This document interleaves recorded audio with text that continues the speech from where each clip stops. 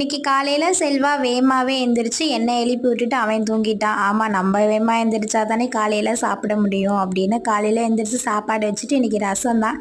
இப்பெல்லாம் ரசம் அடிக்கடி வைக்கிறது மாதிரி இருக்கு. எவ்வளோ நேரம் ஆனாலும் நச்சு தான் போடுவேன். பட் இன்னைக்கு ரொம்ப சோம்பேறியா இருக்குன்னு அம்புட்டே மிக்சியில போட்டு அரைச்சாச்சு. அப்படியே ரசத்தை வச்சுட்டு இன்னைக்கு வாழைக்காய் பொரிக்கலான்னு தான் இருந்தேன். அப்புறம் வாழைக்காய் எடுக்க போகும்போது பக்கத்துலேயே பாவக்காய் இருந்தது. எனக்கு பாவக்காய் சின்ன பிள்ளையில இருந்தே ரொம்ப பிடிக்கும்.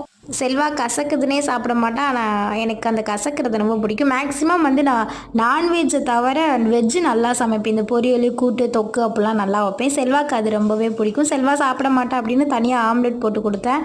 ஆனால் எனக்கு பாவக்காய் ரொம்ப நல்லா இருந்துச்சு அப்படின்னு ஆம்லெட் எனக்கு கொடுத்துட்டு அவன் தான் பாவக்காய் சாப்பிட்டான். செல்வா அண்ணன்மார்களோட வியாழக்கிழமை ஒரு சீட்டு போடுவான். இன்னைக்கு செல்வா தான் குலுக்குவான். எப்போவுமே குலுக்கும்போது எங்களுக்கு விழுகக்கூடாதுன்னு நினச்சேன். பார்த்தா எங்களுக்கே விழுந்துருச்சு. செல்வாக்கு ஒரே ஜாலி. அப்புறம் என்ன, கையில் காசு வந்துடுச்சு. தம்பி இன்னைக்கு வண்டிக்கு போனால்தான் போவான்.